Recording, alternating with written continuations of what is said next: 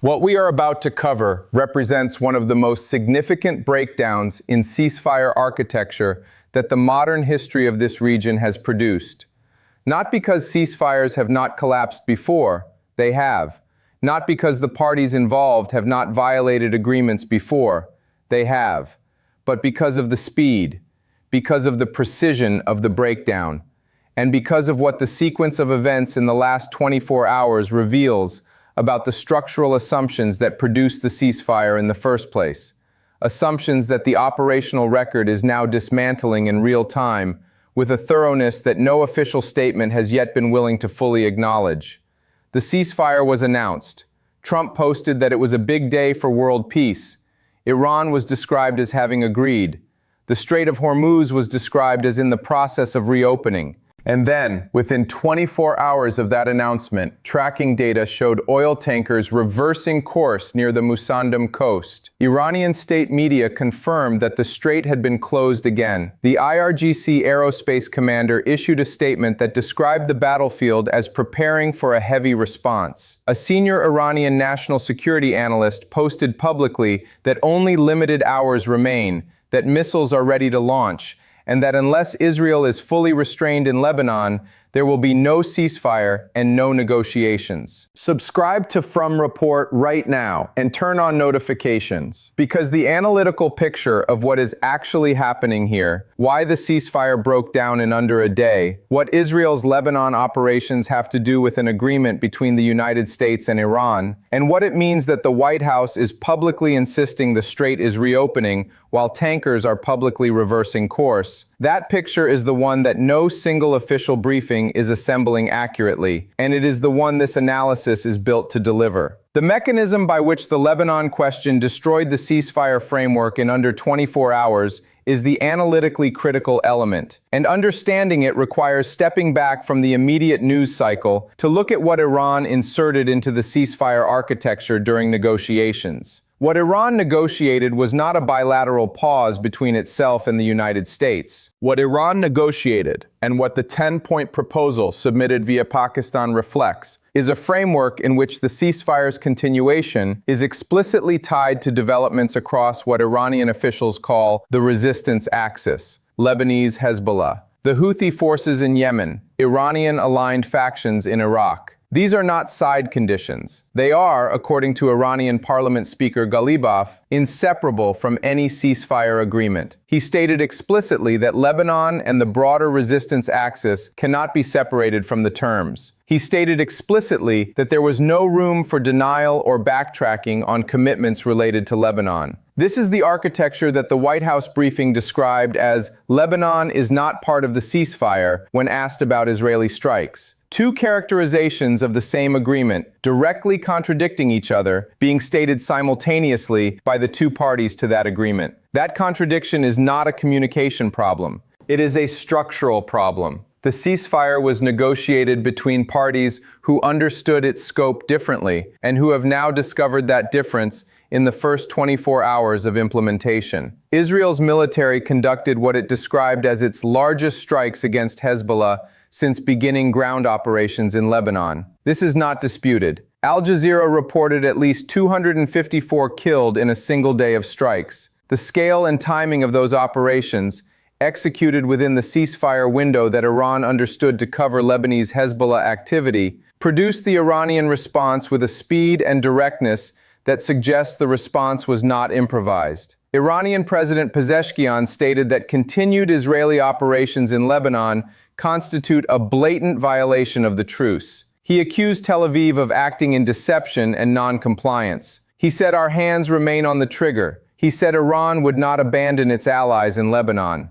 The IRGC aerospace commander stated that any aggression against Hezbollah would be considered aggression against Iran. The IRGC issued a warning of a regret-inducing response if the attacks do not stop immediately. The Tasnim news agency, citing an unnamed source, reported that Tehran could withdraw from the two-week ceasefire agreement entirely, And then Iran closed the Strait of Hormuz. Not as a declaration, not with a formal announcement. Tankers reversed. Tracking data shifted. The closure was visible before it was confirmed. The operational action preceded the official statement, which is consistent with how Iran has managed its most significant military moves throughout this conflict. The action creates the fact. The statement acknowledges it. By the time the statement arrives, the closure is already real. The White House briefing that ran simultaneously with these developments is worth examining in precise detail, because the gap between what was being said at the podium and what was happening in the Musandam Strait in real time is one of the most analytically significant divergences of this entire conflict. Press Secretary Caroline Leavitt stated from the podium that she had seen reports of the strait reclosing and that these reports were completely unacceptable. She stated that the president had been made aware of the reports before she came to the podium. She then stated that what Iran is saying publicly is different from what it is saying privately. She stated that the administration has seen an uptick in traffic in the strait today and that the public reports of closure are false. She stated that the president's expectation and demand is that the Strait of Hormuz be reopened immediately, quickly, and safely. Within the same briefing, she confirmed that the Hormuz reopening is the condition under which the ceasefire exists,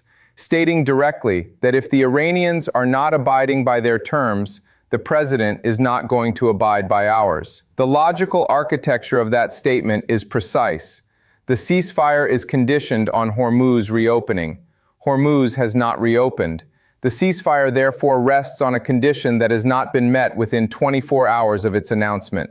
The administration's response to that logical conclusion is to assert that what is appearing in tracking data and Iranian state media is false, and that private communications from Iranian counterparts describe a different reality than what the tanker reversals are showing. Reports indicate that intelligence sources familiar with the situation describe the administration as managing a credibility problem that the tracking data is not cooperating with.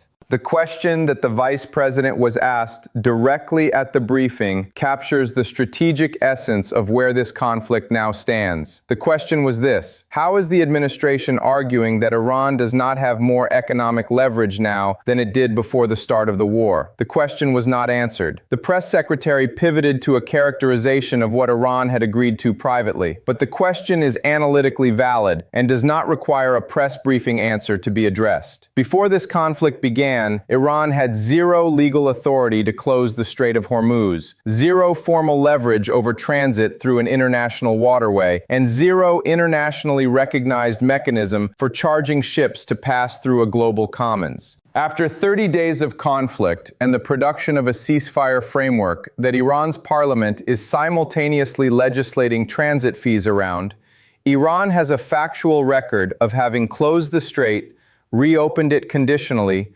closed it again within 24 hours when it concluded a ceasefire condition had been violated, and proposed a 10-point framework that includes military coordination authority over transit as a formal term of any agreement. The gap between the pre-conflict and post-conflict leverage positions is not a gap that official statements about Iranian military degradation close. It is a gap that the observable operational record documents with precision.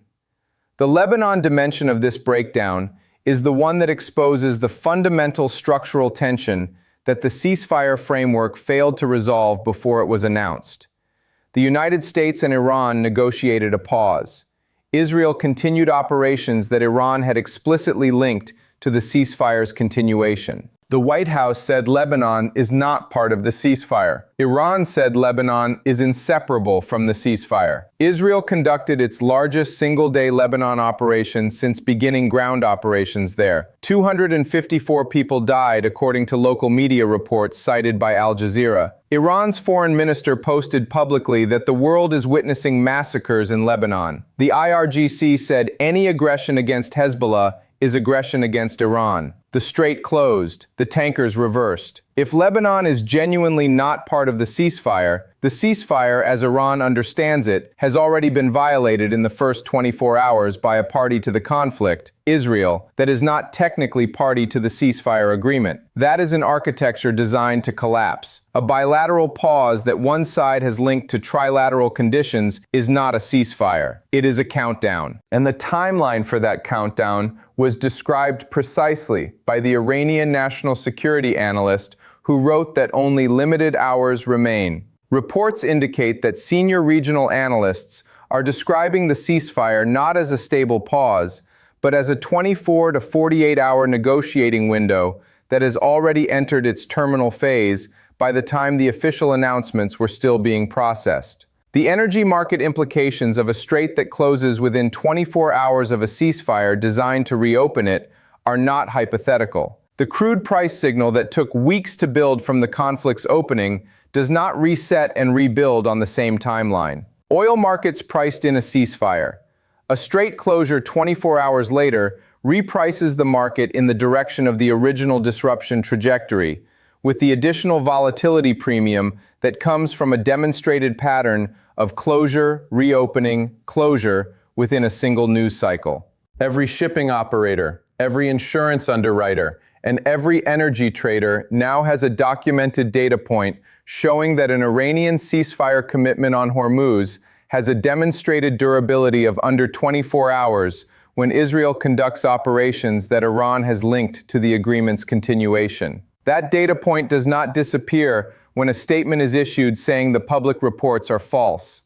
It persists in the contract terms that shipping operators negotiate for Gulf transit, in the insurance rates that tanker operators pay per voyage, and in the freight rates that ultimately filter through to every consumer product that touched a supply chain involving Gulf energy. If you live anywhere that touches global energy markets, and that is nearly every country on Earth, the 24-hour ceasefire test is already in the prices you are paying. It is in the trajectory of those prices. And the trajectory is not moving in the direction that the big day for world peace announcement implied. The Islamabad negotiations that the administration announced, with J.D. Vance and Jared Kushner leading the American delegation, are now arriving in a context fundamentally different from the one in which they were announced.